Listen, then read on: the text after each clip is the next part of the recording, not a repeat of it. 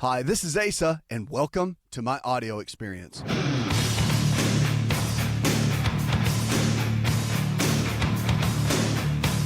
We'll go with our first caller. Let's go to Ashley. Hi, Ashley. Welcome to the show.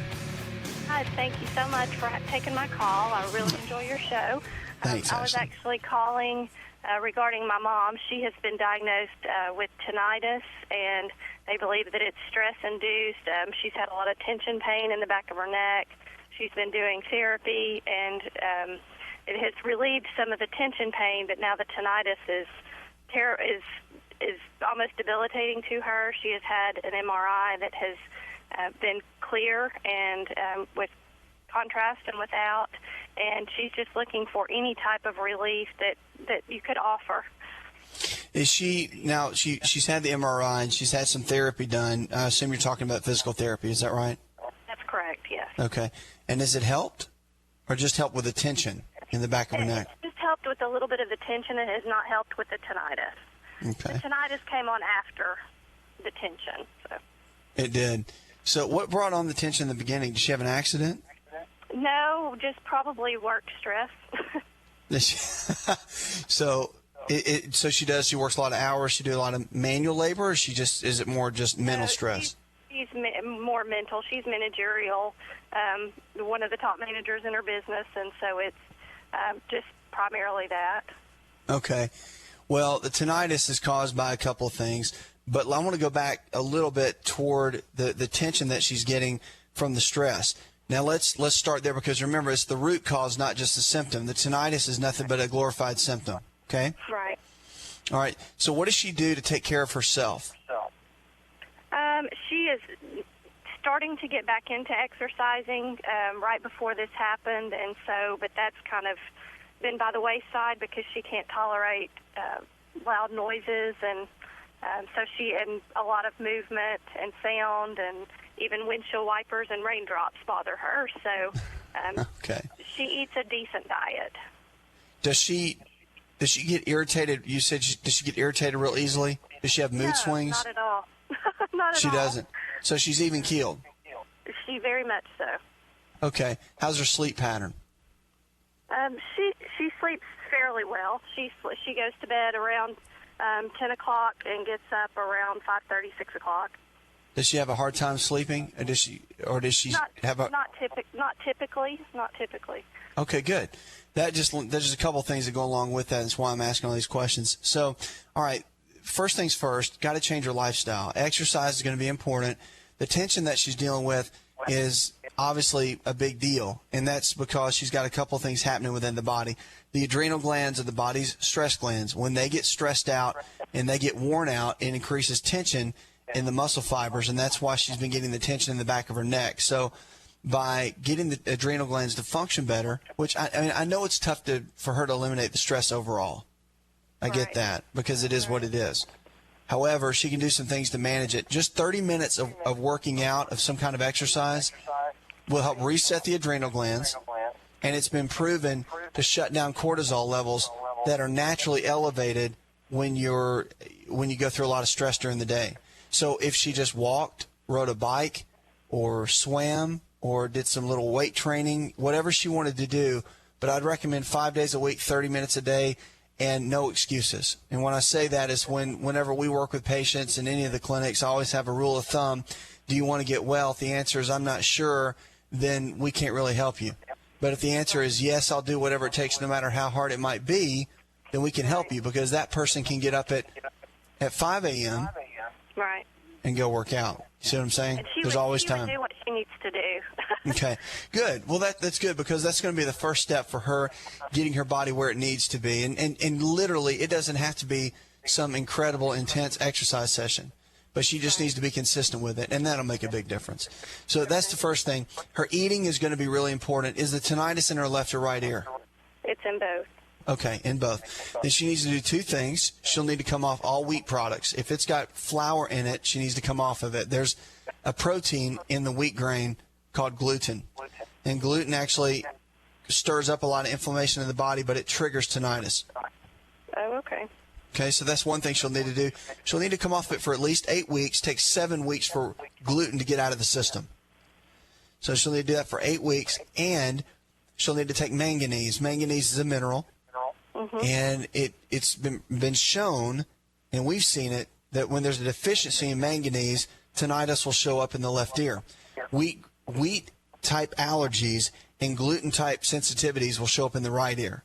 So those two are some of the triggers. Now, the stress brought it on, no doubt, but still she's developed some deficiencies.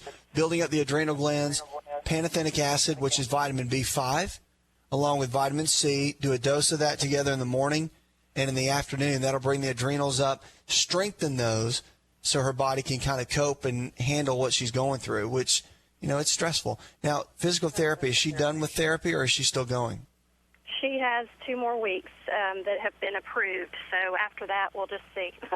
Okay, no, that's good. Have her finish that out. I think it's a really good thing that she's doing. And getting the nutrition is going to be important.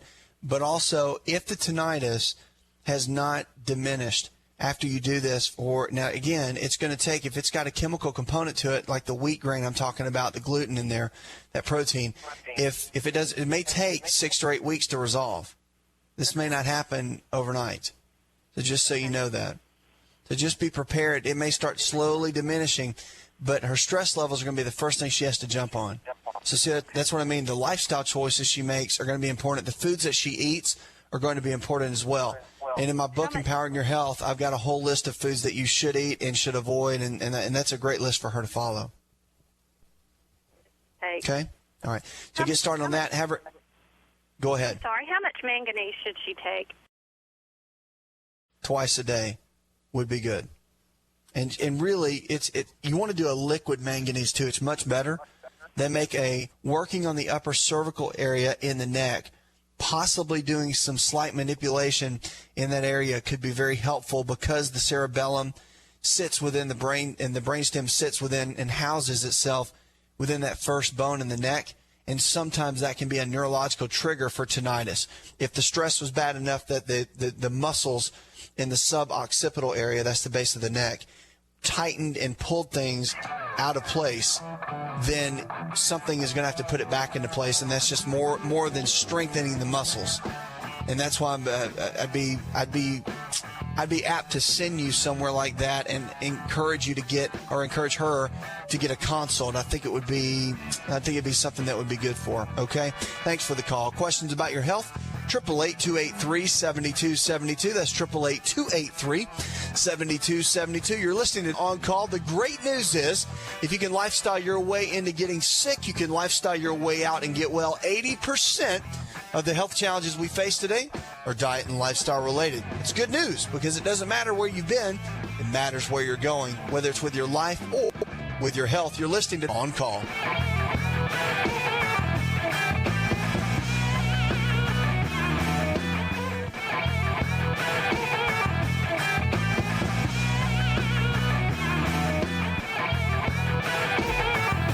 Want to turn back the clock 15 years and have more energy? This is Dr. Asa telling you to just breathe with LiveO2. LiveO2 delivers the right amount of oxygen we need for optimal health. Go to liveO2.com. That's liveO2.com. To find out more, connect with On Call Radio online at InShapeNetwork.com.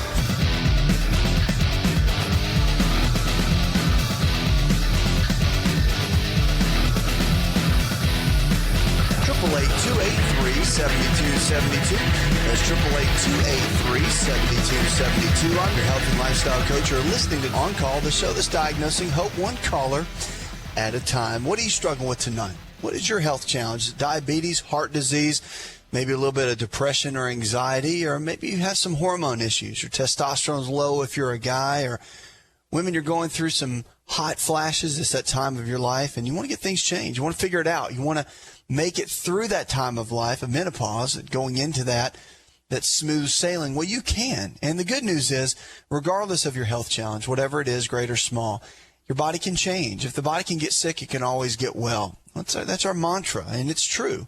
If you look at the physiology of the body, It's amazing. As much as it can change for the worse, it can change for the better. And that's what we're all about, is help bring you hope for your health and for your life. And tonight, maybe it's not you that's going through a tough time with your health, but you know someone that is. And maybe they've been diagnosed with something, they're a little bit scared, don't know what to do. And really, they've talked to you about it, and they're not listening to the show, but you are. It's nothing better than being someone's health advocate and being their cheerleader, to be able to bring hope to their life and to bring joy and help them through a really tough time. That's what it's all about. So let us be your second opinion. Let us be a place, a landing pad for you.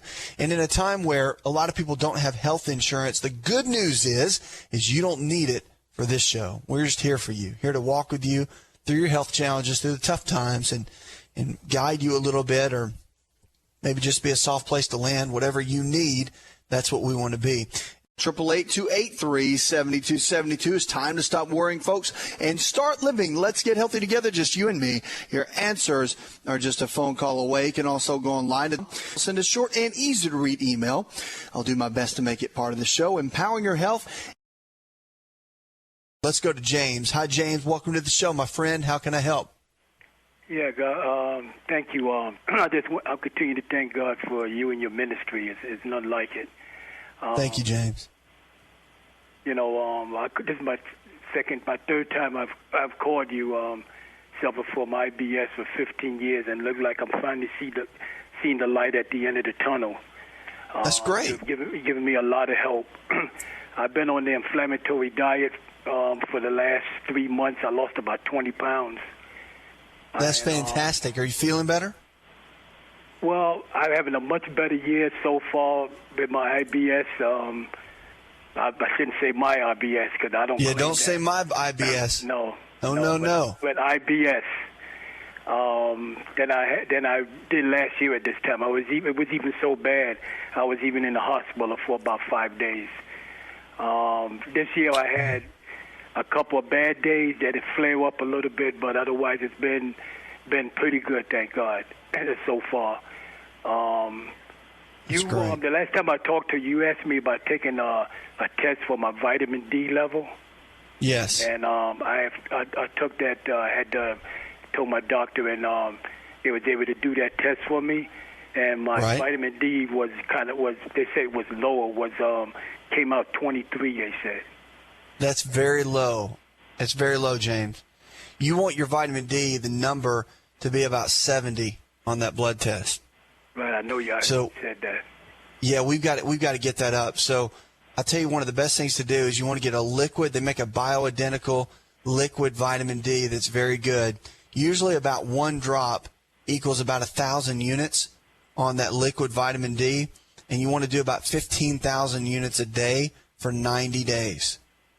So it'd be about 15 drops for 90 days. And that'll bring your numbers up to around 70, 80, something like that. Get a blood test done again in 90 days, and that's where you want to maintain it. Now, you shouldn't have to take that high of a dose to maintain those numbers.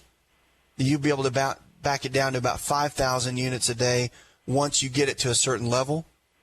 But it is so important. Vitamin D, especially if you've been dealing with IBS, you'll notice a huge difference in the way that you feel and how well your body's absorbing just by getting your vitamin D levels up.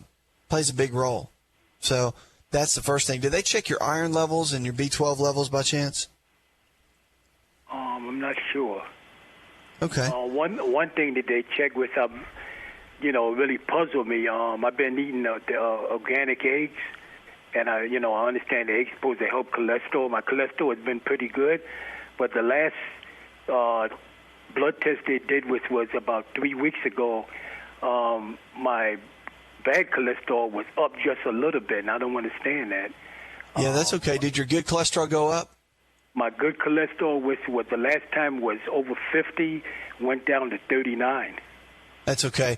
What's happening in your body is you got a conversion issue with the cholesterol, and one of the best things you can do, James, on that is to take nicotinic acid. It's a version of vitamin B3. Whenever that happens, and it does happen sometimes, it just means you're low in vitamin B3, but it's the cofactor called nicotinic acid. And that, if you take some of that for about a month or two, it'll flip those numbers back up. But you just want to stay on the eggs and keep doing that because it'll help maintain those good cholesterol levels. That's common sometimes. We do see that, so don't let that bother you or worry you. That can flip real easily. But I'm excited just that you're feeling better and that you haven't had the kind of flare-ups this year that you did last year, and that your body's changing. That's the real key, and that's really exciting. The vitamin D, you'll notice a big difference. It plays a big role in your overall absorption in your digestive tract. But get the liquid. Because you have a tendency toward absorption issues with IBS, you want to make sure that you get that liquid vitamin D. I think it's going to absorb a lot better for you and work better. Keep the cod liver oil up. You know that. Tablespoon in the morning, tablespoon in the evening. And I hope you're continuing to exercise, because that's going to play a big role in your overall success of getting where you need to be, James. And thanks for being a great listener. We're always here for you. Get started. I get your B12 levels and your iron check. Let me know what those numbers turn out to be here in several weeks. Okay, thanks, bud. Welcome to 283-7272. That's 888-283-7272. You're listening to On Call, where we're diagnosing hope one caller at a time. 80% of the health challenges we face today are diet and lifestyle related. The good news is you can lifestyle your way in, you can lifestyle your way out.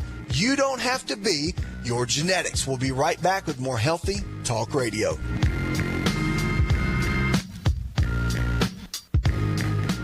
Hi, it's Asa. I'm giving you a copy of my best-selling book for free to help you in your health journey today. I'll pay for the book. All you do is just cover the small shipping and handling costs. Go to asarx.com and get your free book today.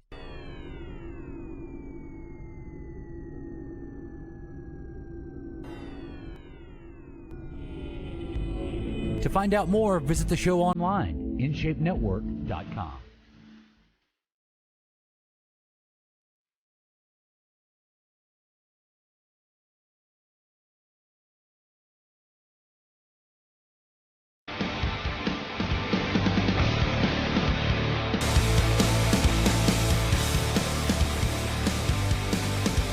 Phone lines are open this hour as you talk about your health and talk about your life. 888-283-7272. That's 888-283-7272. I'm your health and lifestyle coach. You're listening On Call.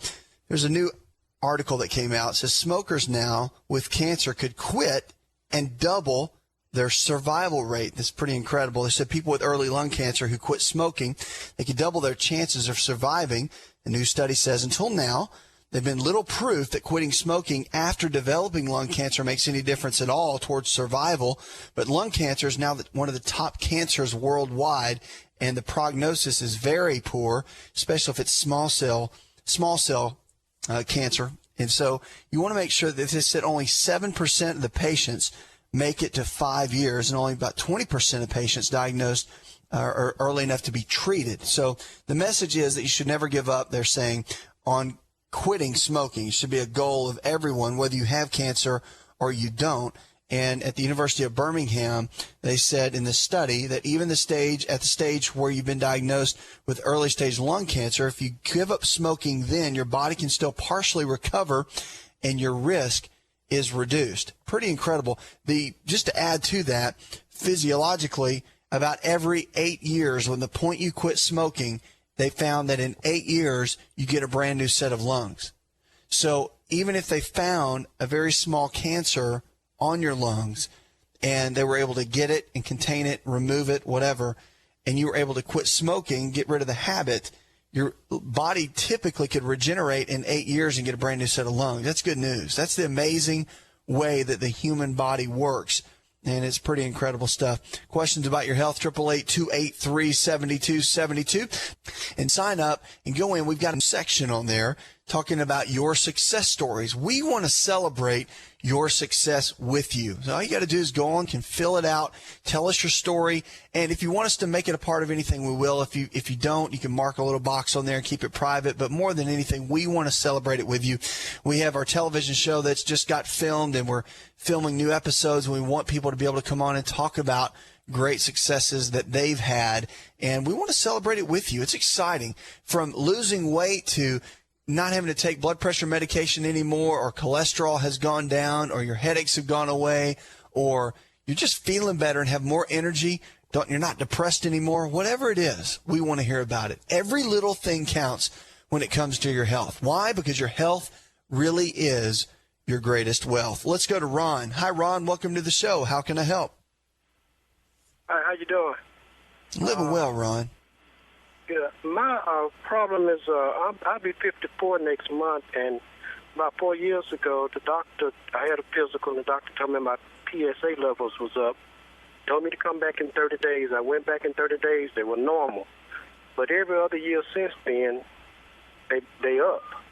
And I know they say you don't have any symptoms, but, I feel fine. I sleep all night. I don't have to get up, go to the bathroom. Everything's working fine, but my levels are still high, and now he wants me to see a neurologist.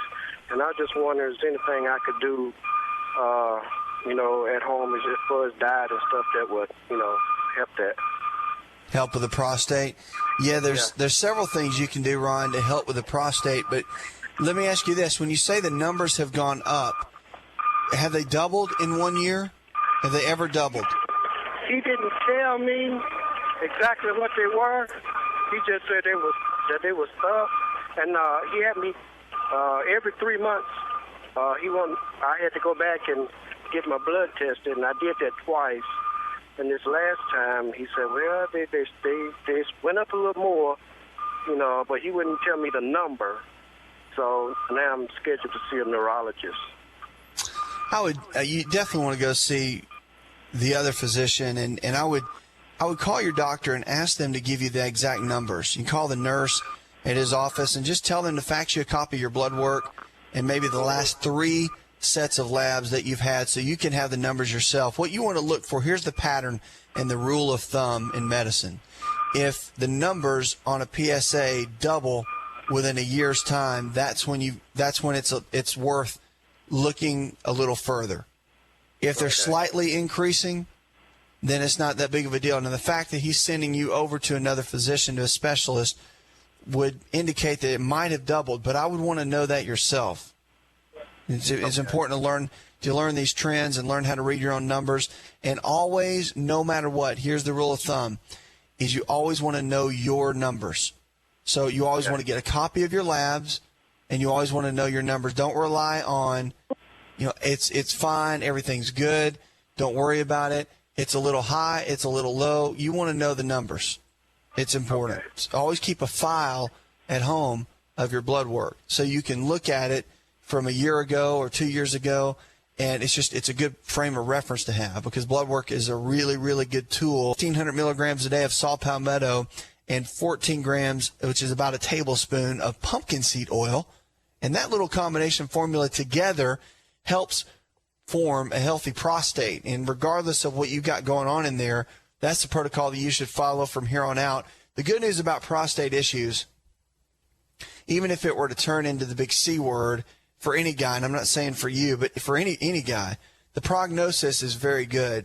Typically, they're so slow growing that it's not too much to worry about, but that's typical. So I don't even want you to think down that route. I just want you to know and get the numbers yourself. Go see the other specialist and see what they have to say. The good news is you're not peeing through the night. That's really smart on your behalf to be thinking about that, and it shows that the symptoms are not that big of a deal.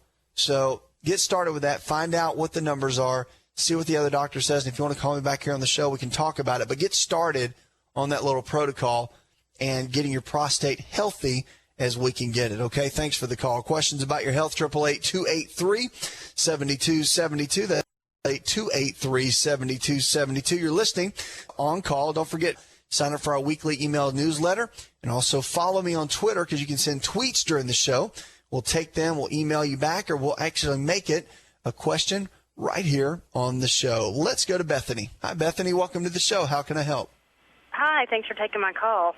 Yes, ma'am. I have just started reading your book, and I'm on right around chapter 10 or 11.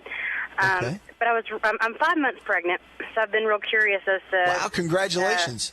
Thank you. As I've been reading your book, I've been real curious as to everything, just changing everything, and how that will affect my pregnancy for the rest of the time. Yes. So I was reading about the artificial sweeteners. And I've always been under the assumption or thought that saccharin was a bad thing. And so I've been, taking Splenda or, drinking aspartame in diet my drinks. gosh. Yeah. Please. Have you been doing that while you're pregnant? Yeah. And Bethany, oh my gosh. I just want to reach through this microphone right here and just shake you. Oh my goodness. So my doctor told me that I could have, one, let's say, diet drink or aspartame kind of drink a day. Oh my gosh. You can't. Okay. Wow. Okay, so there's more. So I've read your book, and I came across this last night, or 2 nights ago, and I thought, well, I've been doing way wrong. So I've been, the past 2 days, I've made sure not to have any aspartame, any of the bad sweeteners, and right. I had saccharin. I've had, saccharin and unsweet tea or something. And then today I had a doctor's appointment and asked her about that, and she said that to stay away from saccharin. So I'm confused, and I want to know how much. Don't be confused. Don't be confused. Okay. Okay, because remember, for the most part, as far as nutrition goes, if you haven't read any updated articles as far as artificial sweeteners go, then if you're still stuck in the 80s or 90s on your research, then you're going to think saccharin's terrible and it causes cancer, and you're going to think aspartame and Splenda are great. Right. So here's the deal. Saccharin, if you'll notice, I don't know if you remember back in the 90s, but if you looked at the pink packets, they used to say causes cancer in laboratory animals. Yeah, I remember that. Okay. Now if you look on a packet, it's not there anymore. It's gone. True. Mm-hmm. Okay. The reason it's gone is because that study was a false study. And they found out it was a false study, and they removed it. Saccharin is made from a plant, and it's completely safe. Aspartame is a chemical, and you want to be really careful, because what can happen is people that there's a certain condition called PKU, and for some people that struggle with that, it's rare, but it can really, really mess their systems up. But the other thing is it can become a neurotoxin in the body, and it messes with your brain chemistry. But guess what? Whatever messes with your brain chemistry is going to mess with whose brain chemistry? I know, and when I read your book, that's why I just freaked out a little bit. So. Don't freak out. It's okay. Can't change the past, but we got to move forward. Okay. Okay. Right. All right. So let's get aggressive on what you're doing as far as to take care of that little baby, and we'll go from there. So you don't want to do the aspartame, obviously. You don't want to do Splenda, because Splenda is a brominated, chlorinated sugar molecule. And so when you put that in your body, it disrupts digestion. Not a good thing. Okay. Saccharin's fine, I would do this. Saccharin's fine, but I would do saccharin only when you're in restaurants. When you're in complete control at home, you want to go get Truvia. You want to go get Truvia or one of the new stevia products if you want to do the artificial sweeteners, because it's not artificial. It's actually considered called a supplement now. Stevia is, because of where it's made from. Tell you what, we're going to this break. Let's finish up on this topic of pregnancy in just a moment. This is On Call. Want to turn back the clock 15 years and have more energy? This is Dr. Raisa telling you to just breathe with LiveO2. LiveO2 delivers the right amount of oxygen we need for optimal health.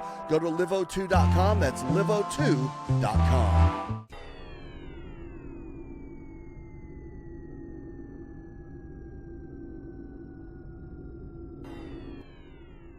Connect with On Call Radio and watch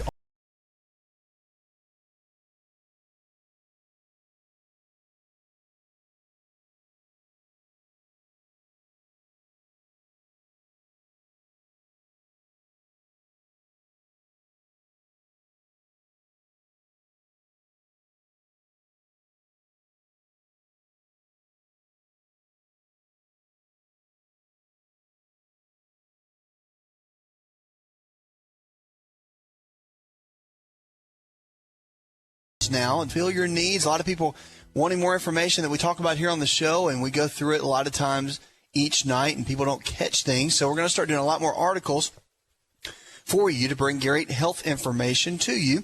And also you can catch things also at my book. And in my book, Empowering Your Health, it's a guide of natural medicine, of how to take you from point A to point Z if you know nothing about health and what health is and how to attain and maintain extraordinary health. That's what I wrote the book for. And I encourage you to pick that up. It will teach you and guide you. So what are you struggling with tonight? Struggling with cancer or heart disease? Have you been given a bad diagnosis, or have you been given a good prognosis? Hey, we want to hear that too. That's what we're here for, is to bring great information to you so you can encourage others. Hey, it's not just about you getting well. It's about you teaching others so they can get well. It's about you teaching people and empowering others to live the life that they were designed to live as well. This is for you. It's for you to live your life. You know, a lot of people, there's great information out there, and we get it from all different angles. But it's important that we take the information that we get and apply it in your health journey, not lording over you and telling you what to do. Let's go back to Bethany. Bethany, we were talking about you being pregnant, 5 months pregnant, and you're reading in my book and got stumbled over a couple things when you started realizing that aspartame was not good for you, that it was actually bad for you, and you'd been drinking some of that and using Splenda, and you thought saccharin was bad. But now we're having a little chat talking about how saccharin is good, and more than anything, we're talking about how stevia is the better way to go. It is. It's made from a plant just like saccharin, and I'm just a big fan of it because it actually has a lot of benefits. Saccharin's just a sweetener, and it doesn't really hurt you. But stevia actually has a lot of benefits. It can create antioxidant type effects in the body, and it's very good. It has some fiber to it, so I'm a big fan of it. And that you could drink that all day long with no worries whatsoever. Okay, great. Have you tried it? I have in the past, and bought some Trevia this week. So Good. I actually like the stevia better when I had tried that before. So yeah, that's fine. That's fine. Well, now the other thing too, since we're talking about changes, you know that everything you put inside your body is forming that little baby. So everything you put inside your mouth that goes in your body, whether you drink, eat, whatever, it counts. yeah, so I definitely know that. Yeah. Okay. So cod liver oil is going to be important, tablespoon a day, not just for you, but for the baby, but for the brain development. Okay. Now, are you taking folic acid? Well, I'm taking, a prenatal vitamin that, most doctors say is fine to take, just over-the-counter prenatal vitamin. I was going to ask you if the Foundational 4 are Yes. fine for me to take. Go ahead and Yes, get ma'am. the Whole Food multivitamin. I would do the probiotics. I would also do the cod liver oil and the digestive enzymes. Okay. Do they make a whole food prenatal, or is that necessary if you're taking a whole food multivitamin? It's your whole food multi's fine, as long as Okay. your doctor approves it. Run everything by your OB. I think that's really important. Yeah, it is, and that's just you just want to. Let me just tell you this: you don't need to take a bunch of things when you're pregnant, supplement wise. There's some basics. Here's the basics, okay? The basics that you want to take are the Foundational 4, which is the whole food multivitamin, the digestive enzymes, cod liver oil, and the probiotics. If you get tested with your blood work, which I think is smart, to see where your vitamin D levels are, it's good to take vitamin D during pregnancy. Okay. Because let's say you had vitamin D levels of about 10 when they should be 70. See, vitamin D is actually a hormone. It's not even a vitamin. So it plays a lot of key roles in the development of the baby, but also in your immune system, your personal immune system, which helps keep the baby safe. So there's a lot that it can play a real good role in, and I think it's smart to get a little blood test done to see what those numbers are, because you can take about 5 to 10,000, well, you probably want to take about 5,000 units, and that can slightly raise those vitamin D levels and keep everything where it needs to be. And that and folinic acid. Folinic acid is a version of folic acid that it's used in the first 4 weeks. Technically, you're supposed to take folic acid because it protects from a neural tube defect in the baby, and that's the only time it's really important for that defect.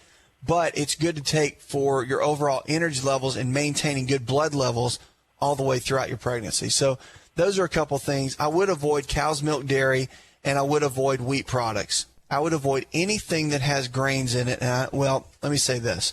I would avoid anything that has grains in it. When you get that monstrous craving, the kind of craving where everybody needs to get out of your way or somebody's going to lose an arm.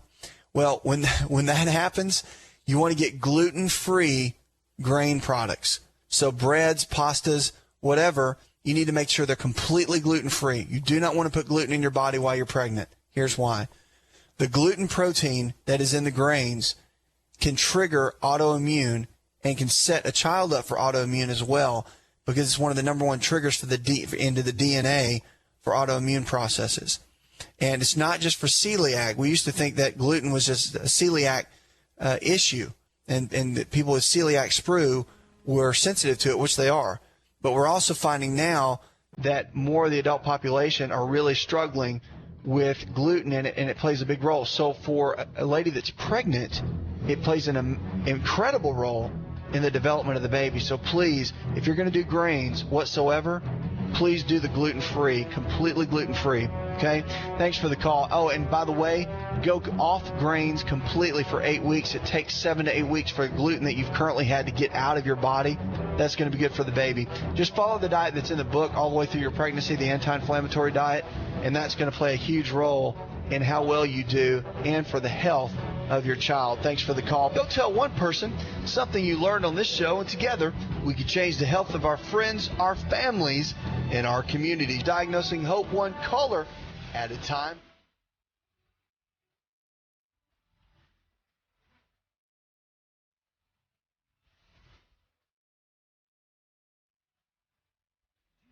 Listen to the ASA RX audio experience on Spotify and Pandora.